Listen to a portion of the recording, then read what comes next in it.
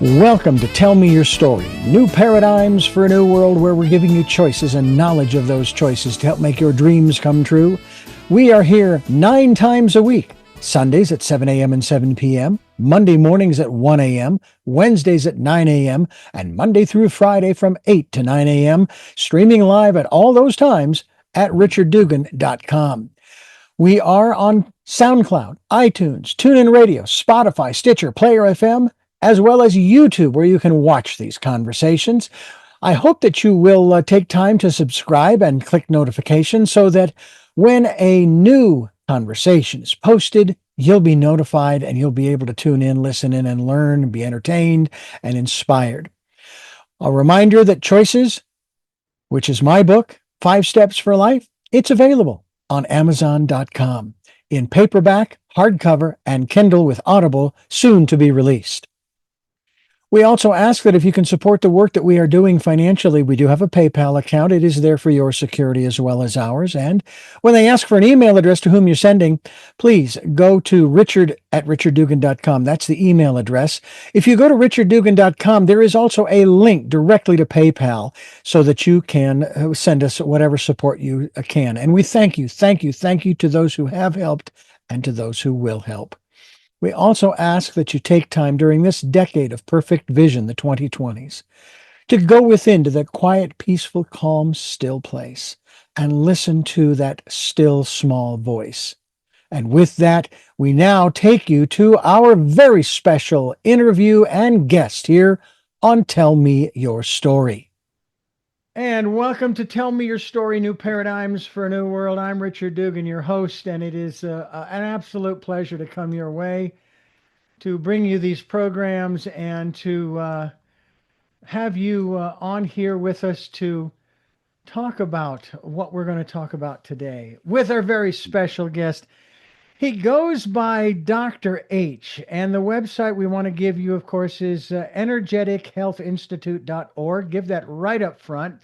And it's great to have you with us. We'll go ahead and stick with the vernacular of Dr. H. Thank you for being with us. Thanks for having me. Is it okay for me to call you Reverend? Reverend's good. Richard is good. It's funny. About 3 or 4 years ago, I received an email saying, "Congratulations on 10 years of being a Reverend." And I'm going, "Oh, yeah, I signed up on that website as a Reverend." And it is legal. It is official. Yep. The doctor part was more along the lines of, I do archival work. I will transfer Okay. your vinyl, your tapes, and so on and so forth to digital. And I call myself an audio physician. And when someone heard that, they said, "Oh, Dr. D." So there you go. That's a history I've I got love going. it. It's a I love beautiful it. thing. And you're going to offer us some very interesting insights because Mhm. you are going to share with us not only a book, but a documentary. I have the audio version of the book, and I've watched the documentary of the book of questions. And Mhm. what to me is so fascinating as I'm listening to you read the book is the phrase that comes to mind, you know, the more answers that we get to questions, the more questions we have to search That's for the right. answers. How'd you come up with this concept? Reverend, it was an incredible experience. And the thing that happened was I'm riding back from New Orleans on a train. And I made the awesome mistake of not having my own sleeper car and just going in coach, right? So I'm uncomfortable. It's early in the morning. It's right before the sun comes up. I'm not usually an earlier riser, although since I've been grounding at night when I sleep, I've become an early riser, which is kind of interesting. But Mm. traditionally, not really an early riser. But I just couldn't get comfortable. You get the seats are actually kind of nice, but there's people all around. There's always some movement. You know what I mean? So yeah, I just was waking up all night long. So I said, let me just go to the observation car. Let's do something I never do. Let's go watch the sun come up. And Mm. so I'm out there, the sun, you can start seeing the color changes over the horizon and everything. And I'm like, wow, this is beautiful. I wish I did this more. and and then I heard the voice of God and said, open your computer. It's time to write. I was like, are you kidding me right now? Like it's like 4:30, 4:45 in the morning. I've never written this early in my life. Like open. So I opened the computer and the most beautiful thing came through me. It was actually what becomes the introduction in the book of questions. But this whole thing came out and this idea just came out. And God said, I want you to tell your story, but I don't want you to tell it as this ego thing. I want you to tell it as it can be used to help people learn their story and learn from their own story. So one of the things that's so interesting about questions is that, like you said, they usually spawn more questions. But one of the interesting things about stories is stories spawn recollections. Somebody will tell a story and you'll be listening to the story and you can't help but think of something that's happened in your life, typically, you know what I mean, depending on the story, but Yeah. usually you think of your own story. So the things that we haven't processed kind of come up. So true story. And I think I talk about this in the documentary, but true story. I finish typing this out and I'm literally in tears. Like when something didn't wasn't you, it came through you, right? Yeah. And so I'm in tears and it's morning and I actually took a picture of what I had just written and I sent it to one of my friends real early and she's usually up super early. So she was like, oh my God, this is incredible. The next thing I know, Reverend, I'm laying on one of the tables on the Amtrak train with a sweetheart grandma just stroking my head back and everything. And I have some EMTs around. There's a whole crowd of people around. And I was like, oh crap, I had another seizure, right? So ever since been vaccine injured when I was 13, I have seizures here and there. It hasn't ever been anything that's super bad for me, but they happen in odd moments sometimes. And usually it's when I'm in front of a computer and usually when I'm not grounding. I've learned all of this now about it. Grounding is actually super important. Mm. But it was so sweet. Here's this grandma just stroking my head back, and I'm like, she's got my head in her lap and there's EMTs around and everybody's concerned. It's this really beautiful expression of humanity going on. And of course, everybody's kind of freaked out. I mean, I guess, it's never painful for the person in the seizure, but it's kind of painful watching what they're going through, I suppose. So the conductor's looking in. He's like, what's going on? Or is he going to the hospital? What's happening here? I got a schedule, you know what I mean? And so I was like, well, I'm a doctor and they know that there's nothing they can do for me at the hospital, right? There's no magic thing that they have over there. So I just started taking off the EEG kind of electrodes and Mm. everything. And I was like, guys, thank you so much. I'm good. Let's go. And the conductor looked at me and said, are you sure? And I was like, yeah, absolutely. I'm good. And the conductor's like, all right, then. Literally 2 minutes later, the train is back going. So Amtrak was all over it and we're going and everything. But I freaked out, Reverend, because I was like, where's my computer? Where's this thing, please? And I was like, just please tell me you saved. And grandma was like, she's like, baby, don't worry about it. We saved everything. Your computer's right here. And so that's how the book of questions starts. And oddly enough, that's how the book of questions ends as well in terms of writing. After I finished writing the last chapter, I was in Sedona and another seizure.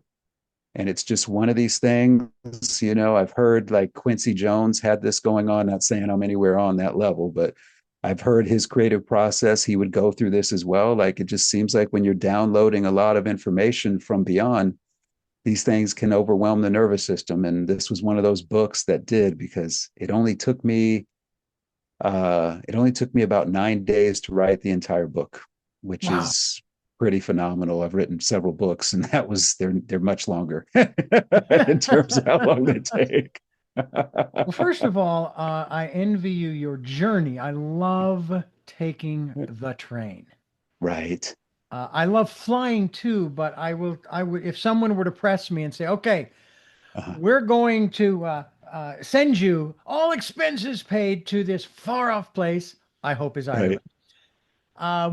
Which mode of transportation would you like? And I would, you want to Mhm. take a boat, a cruise, a plane, or you want to take a train, which of course is not practical because when you get to the Atlantic, you're in trouble. But Yeah. that would be my favorite mode because I don't have to think about anything in terms Right. of getting there, and I get to talk with, if people are open to it, I get to talk with people, and Hmm. kind of like doing this program, I get to go into their world and hopefully share a little bit of my world. The other Right. thing too is interesting is you talk about these questions and they bring up personal memories. Right. And I was thinking about that as I was listening to your book and the questions that you were asking. And on the one hand, I think it's great that it's in audible form. Hmm.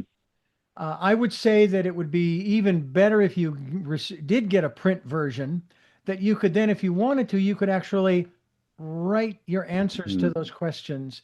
Although I would venture, Dr. H, that those answers might change if you go back and read the book Yeah. again and then again and then again because of all of the experiences that we're having as we're going through life.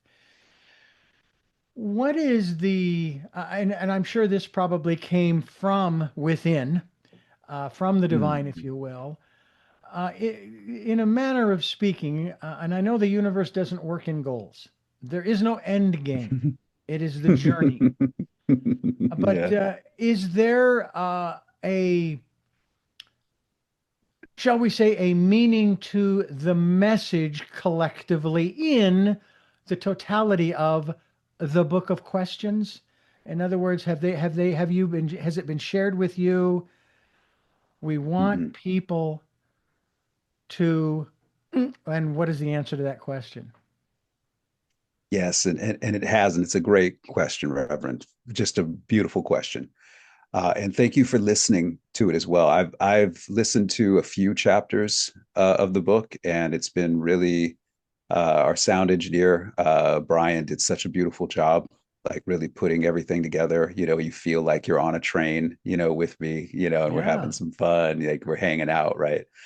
And I think for me, the one first message is that we want to help people transform trauma into strength.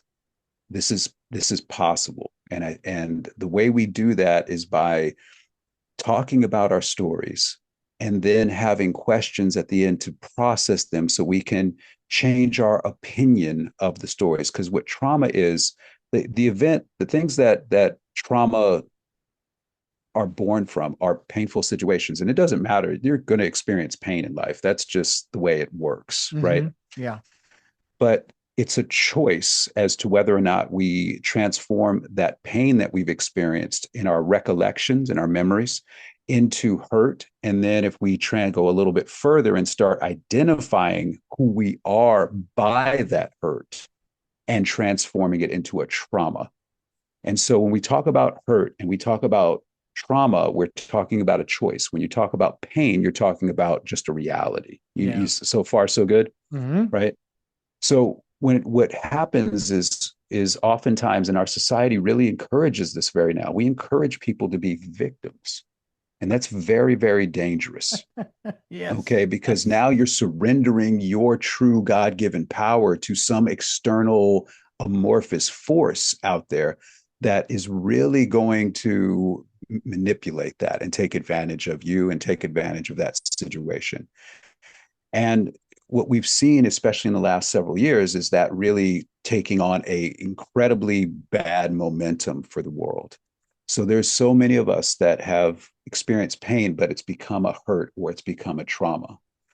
Well, now if we talk about our stories, if we listen to someone else's story, if we ask ourselves the right questions and have the courage to be candid with ourselves about our answers, we can find very quickly where our growth points are and we can return to being strong. That thing happened, it's over. Hmm. Now, how do we want to we remember it? Do we want to remember it and draw strength from it about, hey, I'm still standing. I went through whatever it was that was bad, but I'm still standing. Or do we want to look at it of that's where I gave up? And the big concern I have in our world right now is I'm seeing, especially our young people, give up. And Yeah. that is a very dangerous place for a being of light to be in. And so I was sent here to make sure that we don't do that, that we have another option, that something else is possible too. When we have the courage to look at our life and go, you know what? I could choose that path of being hurt or being traumatized, but I could also choose this other path of taking that pain and turning it into strength and what it says about me that's good. If I just ask myself the right questions and maybe shift where I'm standing on my opinion of myself, right? So I get to define who I am. And what we've encapsulated that in the theme throughout the book, Reverend, is we've encapsulated into this: embrace your heart's first thought.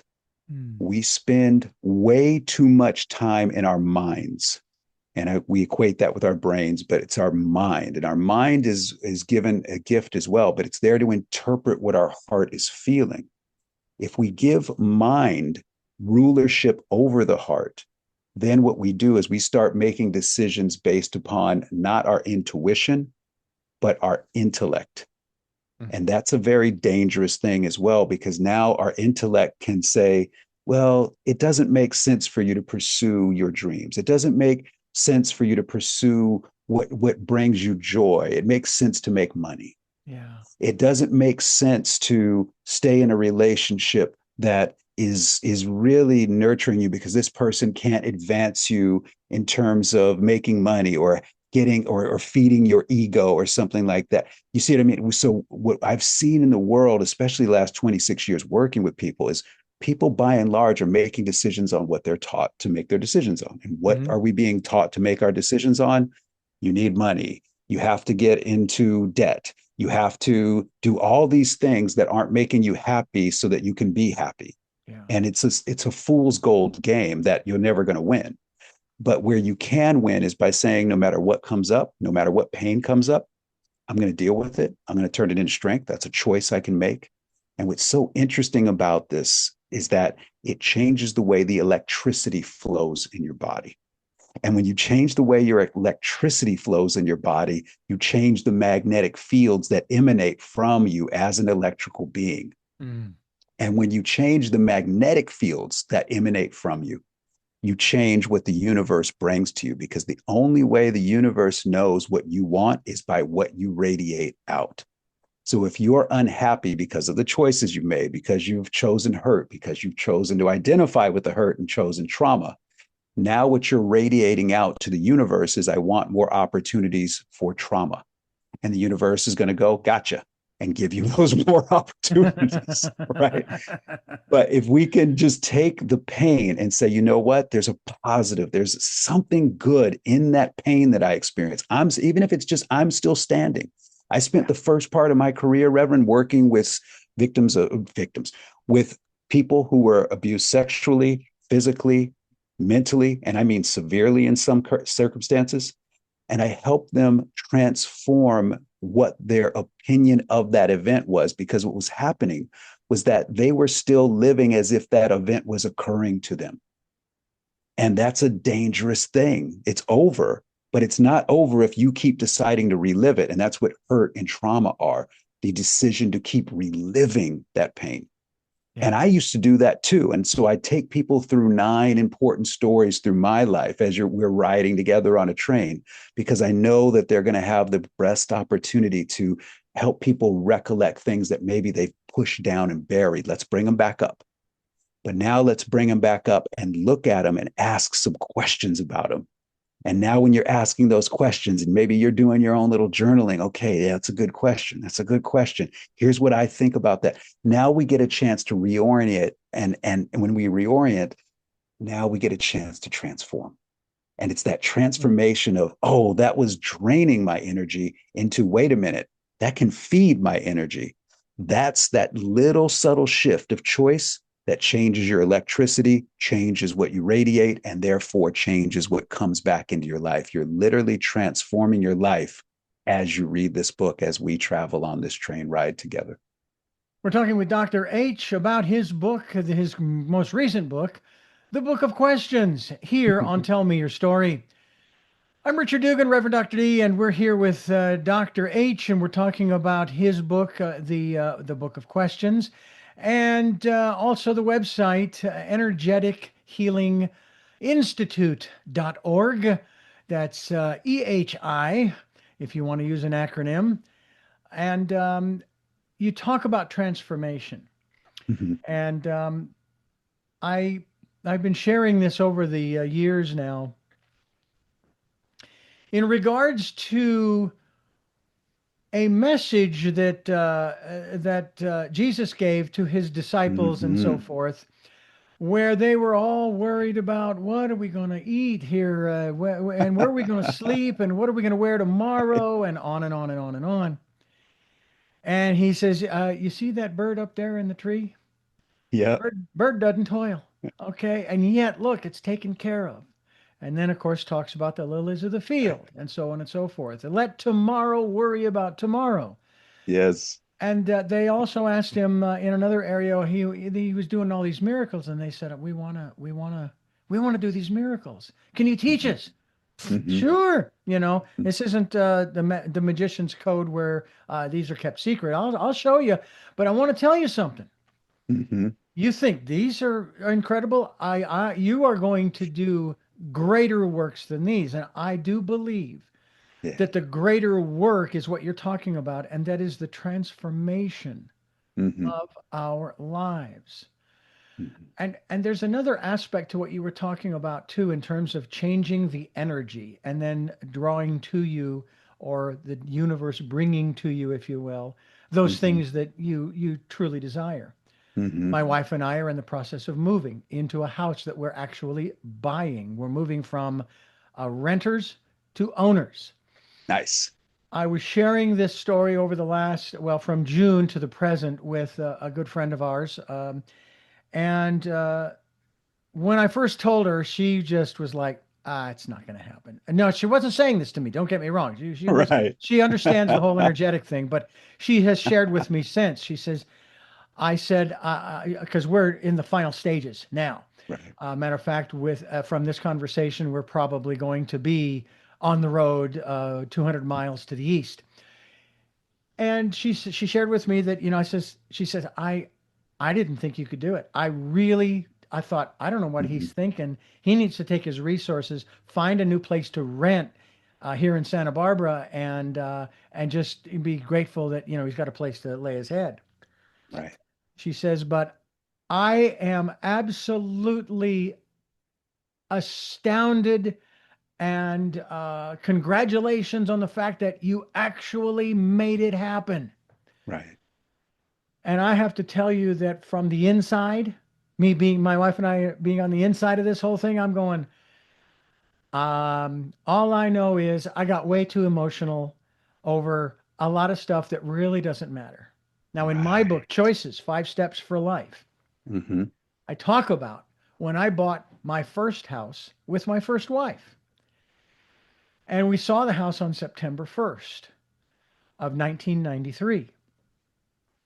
And we closed on September 30th, 1993.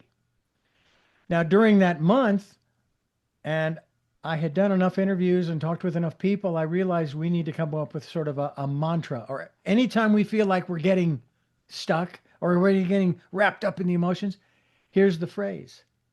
All right. And starts with a question, believe it or not. It's okay, what are we doing?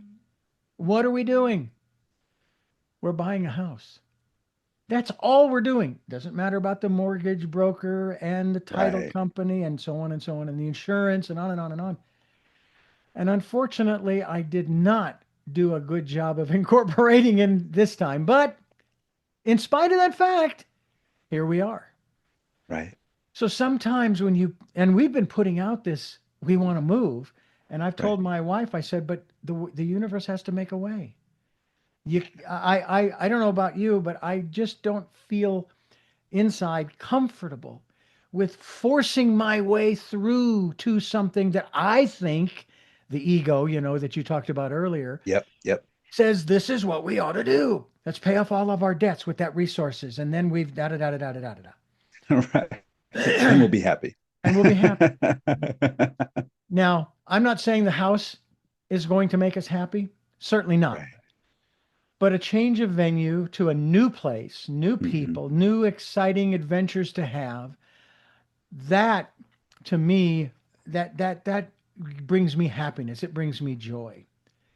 Let's talk about the nine stories you talk about, and you don't have to reveal them here, but in terms of this process of transformation Hmm. Hmm. and where people can begin, and I certainly would encourage, as you would, I'm sure, to them to get a copy of your book, the book Hmm. of questions, or go to your website, energetic healing dot energetic healing institute.org. Energetic Health Institute.org. I'm just still doing it. Okay. Energetic Health. Thank you. Energetic Health Institute.org. Energetic Health Institute.org. Ladies and gentlemen, I'm learning. At the age of 65, I'm still learning, and God willing, I hope to make it to 100. Uh, Amen. but let's talk a little bit about transformation and from a higher level, not Yeah. just here in the material world in terms of putting it out to the universe energetically and then waiting Hmm. for the universe to. We keep moving forward on the Hmm. journey while the universe is preparing a way and so forth. But also that all of this that we're dealing with in this world is really, in a manner of speaking, it's almost irrelevant Yeah. to what's really important on that higher level. Amen. Yeah. The first thing that comes to mind, Reverend, is the song by Joe Walsh, "Living a Life of Illusion." You know, we Yeah. spend a lot of time doing that, but once you see that this is an illusion, it allows you to reacquaint yourself with who and what you are and your freedom. So it serves its purpose, for it, and it gives us because the thing that you said, and it's so wonderful that you have a book, and congratulations on the new home and the new adventure, because Yes. it's a home, but the home is just a place for the adventure to take place, Hmm. a command post, if you will, for this new adventure, right? and Yeah. this and now that's spawning this joy. This is how choices work. But I think it's so awesome that you're talking about choices, because that's what it comes down to, the choices that we make. I have a choice. Something went down, anything. The easy choice is when it feels good, right? We naturally just jump right in. It's like, yeah, this is no big deal, right? We're masters at when it feels good. But what we become masters at, sadly, is we become masters at complaining when it doesn't feel good, Yeah. and not accepting that, well, what choices did I make in that to create that opportunity for complaining, right? And that if that's all you want out of life, you can create that. If all you want out of life is to order Grubhub and play video games, you can create that. Hmm. Okay, those are easy things to create. But if you want a life that has a joy in it, there are some involvements that you have to be willing to make. There are some things that you have to be willing to do. Convenience is not going to create joy. Convenience is going to create dependence. Yeah. And that's where we get out of the convenience of things. Look, I don't need everything to be convenient. Believe me, I do like indoor plumbing, and I do like having a washing machine and a refrigerator and things like that's great. But I don't need everything in my life to be dictated for me. And that's where the world seems to be proposing that, hey, this is where you can find happiness. No, that's where you'll find slavery. And I have no interest in those kind of things, right? Hmm. Because God gives us this incredible free will. So let me read just a couple of titles from the chapters, and I'll, Sure. I'll answer that question. So the first title for the chapter is "You." That's all we're talking about. This whole book is about you. Yes, I figured out a way to share my stories so that the book could be about the reader, be about person listening to it or reading it. That Hmm. that was what was in my heart. I don't want to talk. I'm not somebody that likes talking about myself too much, but I do like sharing things that I've learned. Hmm. So there's that interesting kind of dichotomy. This next chapter is your life review. So we're going to take you on a way to go through your life. Where did all of this start? That this way that you are, where did it begin? Because we can trace it back to a point, and you'll have that recollection. I trace mine back, and I can say exactly where the things that are holding me back from experiencing joy, where they began. I can trace it back, and you will be able to too. But here's where it gets very interesting. And not to say that what was earlier wasn't, but this to me is the big deal. Remembering your purpose. People with purpose and people who pursue their purpose experience joy. People who know their purpose and don't experience regret. People who don't know their purpose and therefore aren't pursuing it, those are the ones that experience disillusionment. And so these are the different experiences that we by and large have. And the one that is without a doubt the most fun, we've all explored all three of them, most of us, you and I have, I should say, like, you know, when you put some work in, you get to explore all of them. But it's Yeah. that one where you're pursuing joy that is hands down the best. And how do we know? Because you get your first taste of it when you fall in love with anyone or anything. For Hmm. some people, that falling in love, and I can't stand that we always reduce it to romance. Romance is great, don't get me wrong. But did you love your parents? Did you love a brother or sister? Did you love a friend that you had? Did you love a puppy, a doggy that was with you the whole time? Did you love something that you were doing as a kid that you just stopped doing for some reason because somebody told you it wasn't practical, even though your heart was telling you, keep doing it? You know what I mean? That's the whole Yeah. field of dreams. If you build it, they They, will come. You know what I mean? Right? Like that's what it's about. There's a purpose, and every single one of us has a unique purpose that makes this incredible experience of life work if we're all doing that. It doesn't mean we're doing the same thing except pursuing our purpose. That's where the joy is. But then we start getting into your true identity. And this is so we can get outside of this nonsense that the globalists are really teaching us right now to give up our identity, to identify as a victim. It's preposterous. And then we get into some heavy topics here, Reverend. You are not a disease. And of all the chapters in the book, this is one of my favorites because this is the one where I get to share my story about my mom going through the meat grinder that is the current allopathic medical model, you know, going into a hospital and not coming out. And that's an experience far too many people have had. It's natural for that to hurt, to, excuse me, to be painful, whether it turns into hurt, and it will for most of us for a short period of time if we're really wise about what we're doing. It can also devolve into a trauma. mm, And that's not what the people that we loved who have left, who have transitioned, would want for us. That's not what love would want for anyone. So that's an important chapter for anybody who's dealing with loss and having a hard time dealing with loss of a loved one. And then the next one is a crazy chapter. It's one of those chapters that you read, you're like, did he make some of that stuff up? No. I didn't make anything up in the book. One of the things about me is I do not lie. That's my mm, promise to everybody. If I'm talking to you, I'm telling you the truth. Well, that one is about my ex-wife. And that one's titled You Are Not a Trauma. And that's a very important one because that's where I get into the whole notion of hurt and trauma are a choice. Pain is an inevitability, but hurt and trauma are a choice. And we can make a different choice. And that's what's so powerful about that one. And then we get into how I overcame some very serious diseases that I was experiencing in Your One Thing. And the next one is a vision that I got from God, Your Four Opportunities. And I share that full vision and everything that came in with that in that chapter. And then the last one is a great story, another one of my favorites. It's about my grandmother and the conversations I've had with my grandmother after she transitioned and since she's transitioned, and the story of our bond and everything. And that one is exploring your existence. But I mm, intentionally named every chapter about you, the person reading. This isn't about me. This isn't about my story. It's about your story.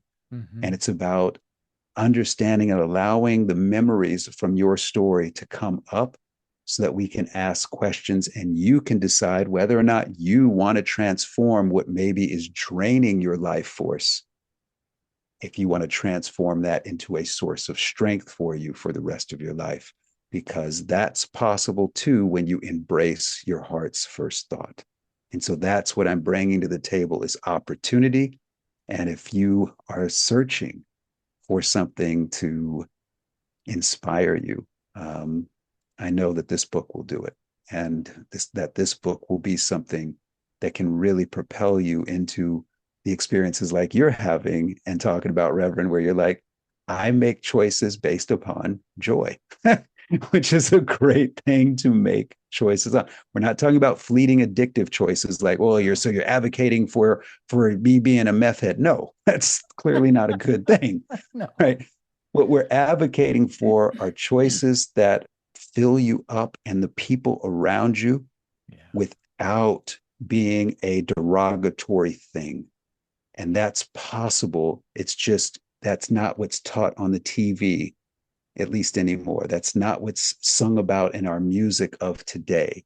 What's sung about and what's shown and what we are being indoctrinated into is a belief system where you surrender yourself to this greater control grid and somehow, some way, you're going to magically be happy. They never explain the thing. If we were doing math, they never show their work on Yeah. how they Yeah. got to that answer, but that's just magically the answer. And it's like, no, that's not how it works.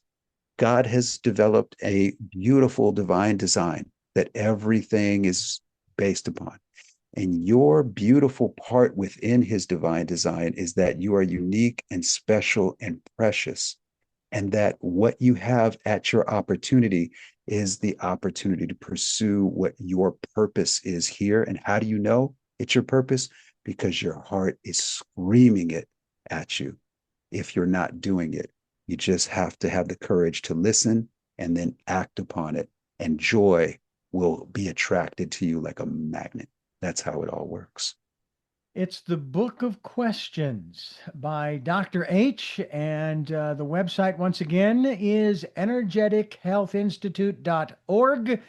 And we will be linked to that website so people can find out more about you and the work you're doing as we continue here on Tell Me Your Story.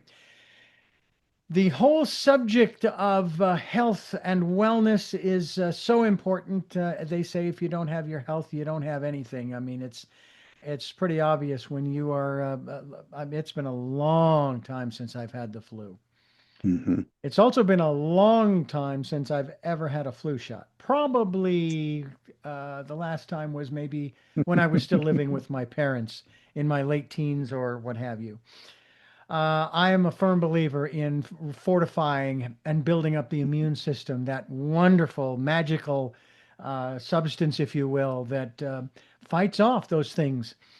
And that was one of the things that I was so saddened by when COVID came along and we shut down the country. Which, by the way, I was applauding, saying, "Okay, and if we do what we're being asked to do, we could be through this in 3 months if we would just do what we're being asked to do." Mm-hmm.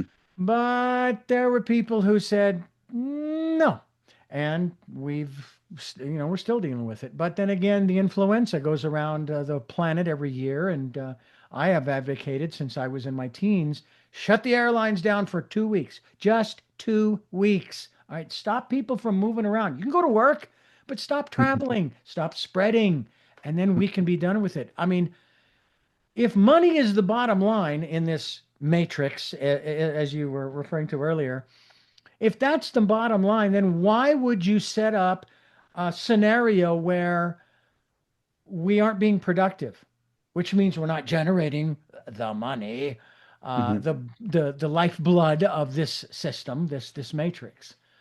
And the last time I was sick and I literally laid up in bed for 3 days was not because of the flu. And it was since we moved here to Santa Barbara. Mm-hmm. Uh, I had worked, I think it was like 7 or 9 days straight. Now, in Mm-hmm. terms of going into work every day, and finally my body said, stop. You are gonna you're going to destroy the vehicle that you're in. All right, you're resting, and it laid me up for 3 days, Yeah. and I'm glad it did. But one of the things that I find interesting is how we have all of this wonderful information. You have it, and a lot of other people that I have it. My wife, who is an herbologist, Mm-hmm. also knows about the things that we should be eating and drinking and so forth, and Mm-hmm. what we shouldn't be eating and drinking. And Mm-hmm. sometimes it's hard, you know, Mm-hmm. but we have the information, and yet we choose not to use it. Yeah, that's so true. And now in this day and age, especially here in this country, we have people who they don't believe. They don't Yeah. believe in the information. I have trouble believing what I read on the internet. I mean, Abraham Lincoln was the one who said it. Don't believe anything you read on the internet. I love that quote. Anyway, my wife and I were nearly scammed out of several $1,000s this past summer, right? Mhm, mhm, I'm skittish now about the internet. And mhm. yet at the same time, I have seen some, in addition to your website, in addition to your documentary about the Book of Questions and your life and so forth, and what is so about you, I came across a little short video. You know, those little reels that they have on Facebook or on YouTube. Right, right, And there right. was one there that was absolutely wonderful. And I know about this because of my wife's and my involvement with Self Realization Fellowship, or more broadly, Hmm. Paramahansa Yogananda's teachings Hmm. about the energy that is flowing in our bodies, Hmm. that every human being has. But as we are going from infancy to childhood and so forth, we are Hmm. taught, programmed, trained, whatever word you want to use, to ignore the inside, to ignore Right, what our bodies are telling us, but listen to the man or woman with the white coat and the stethoscope. They know better. right. Talk to us a little bit about what is there? Obviously, in computerese, it's garbage in, garbage out. That's exactly what it is. And I used to be a data programmer. You are absolutely right. If Yeah. it's garbage in, it's going to be garbage out, right? It doesn't matter how well the coding is or the structure that you've created. It doesn't matter. Garbage in is garbage out. It's just how it works, right?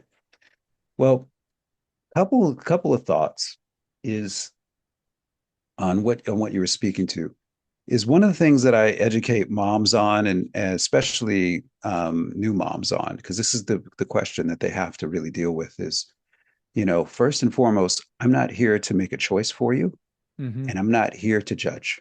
That we put up immediately. There's one judge. I'm not that judge. My job is to do the best I can for me and for my kids until they come of age, right? Like that's the natural order of things. And so one of the things I take parents through is I say, listen, let's just look at the ingredients and the shots. And now let's do a quick little education on how your immune system works. Mm-hmm. And now you tell me whether if I put this on a spoon, you would give it to your baby or not, because that's all you really need to know. Mm-hmm. And every single person I've done that exercise with, and we're talking thousands and thousands of people, they go, I would never give my baby that. And I'm like, okay, well, that's a choice you're making. And that's in my opinion, a good choice. Now, there are people who have made a different choice, and there's no judgment. It's just you made a different choice, and that's Mm-hmm. what it is. And for me, the reality of it is that anything that is making as much money as that product makes, and especially with no liability, is going to exist. All Mm-hmm. right. Until you take away the liability protections, it's going to exist. That's just why would they not do it? That's their biggest profit margin, across the board. Why would they not? So you start understanding some things and it starts spawning, like you said earlier, more questions. And so I wrote another book this summer that's coming out next year. It's called The Philosophy of Healing. Mm. And I actually traced back a stick and snake symbol. If you see on medicine, it's always a stick with a single snake climbing up it, right? They call that the caduceus, I think. No, the caduceus, and this is where this caduceus is the two snakes Oh, going up. okay. All right. The caduceus is more in alignment with the Ayurveda, which is going to be the Sushumna, the center channel with the Ida and the Pingala going Mm. up both Mm. sides. That's Okay. more the thing. And where they intersect is a chakra, and that's why you see 7 intersections, or at least 6, and then an opening, depending upon the image, the symbol you're Right. looking at. But the stick with the single snake is different. Ah.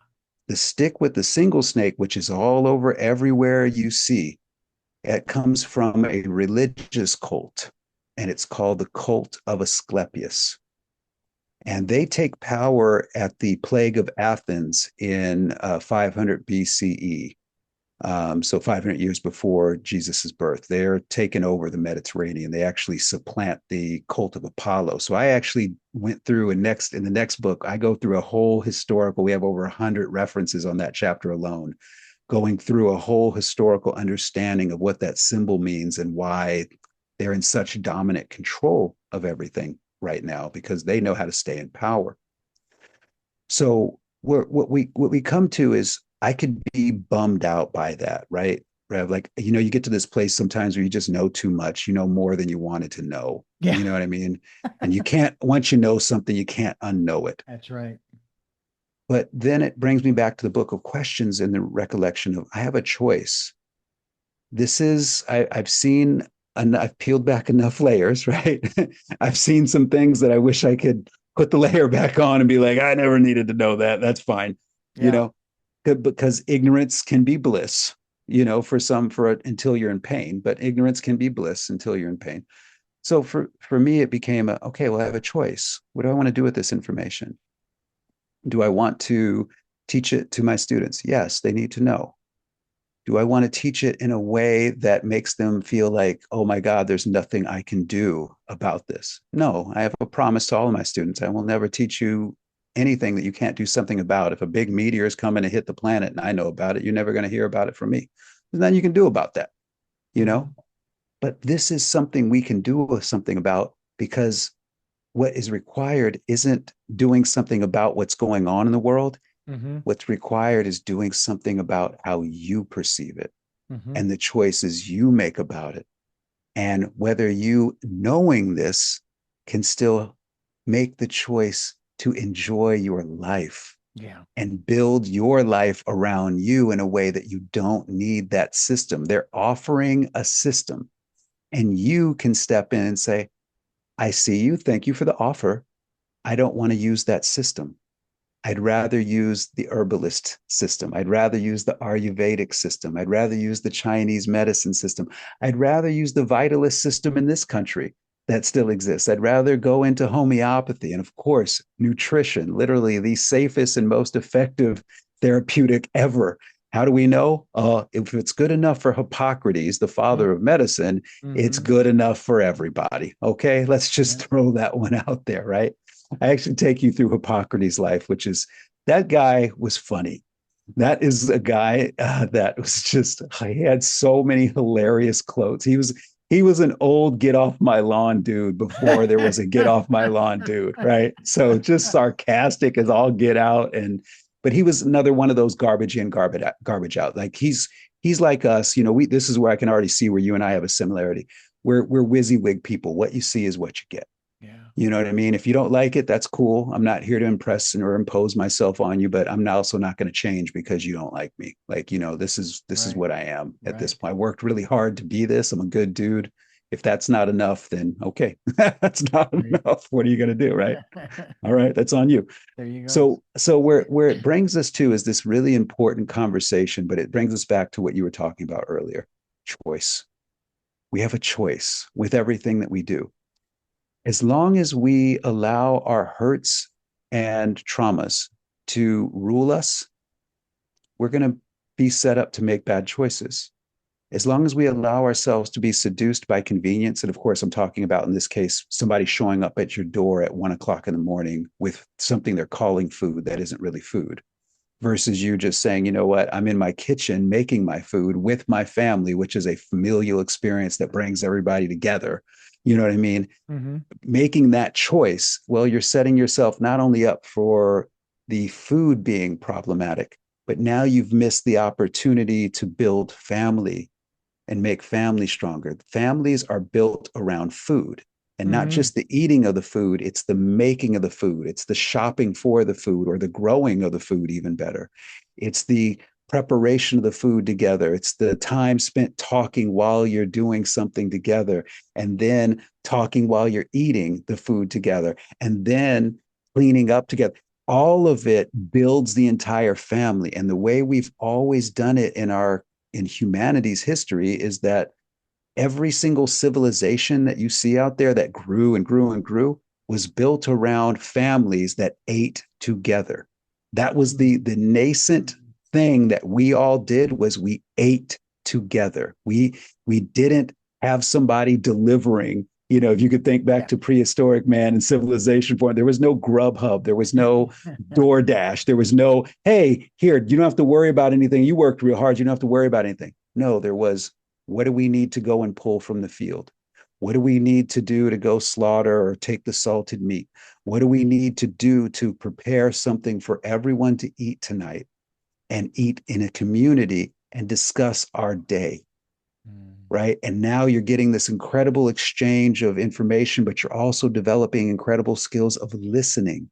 And then you're also developing incredible skills of being curious about little bits and pieces maybe you didn't understand, which then sparks the next evolution of what's so important to a civilization staying healthy, happy, and whole. And that is storytelling, the sharing of a story so that I can learn something from it. A wise person learns from their mistakes, an even wiser person learns from the mistakes of others.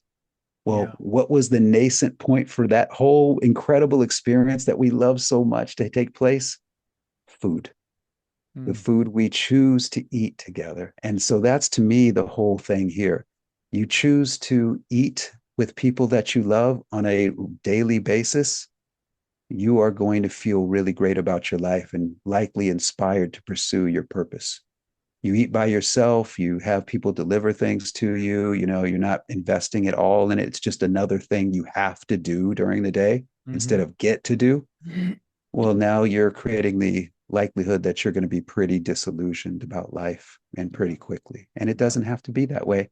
All it takes is making a different choice. And that's ultimately what the book of questions will help you do, just like your great book, Reverend, does as well.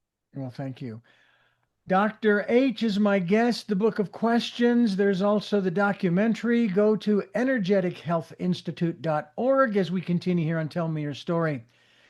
You know, these interviews always come and go so quickly, and yet there's so much more to talk about. Love to have you back again on the program to continue our conversation. This is just wonderful stuff, and it'll give me an opportunity, of course, to continue to read more of your book, The Book of Questions. So thank you so much for being a part of the work that we're doing here on Tell Me Your Story. Thank you so much for having me. And I would love to come back and chat with you. This is my first time on the show, obviously, and I've had just a ball. I love talking with folks that are deep thinkers and come from their heart. And clearly, you're both of those. Well, thank you very much. And I do have three final questions that I ask all of my guests. But before Okay. I do, I want to thank you for listening to and watching Tell Me Your Story.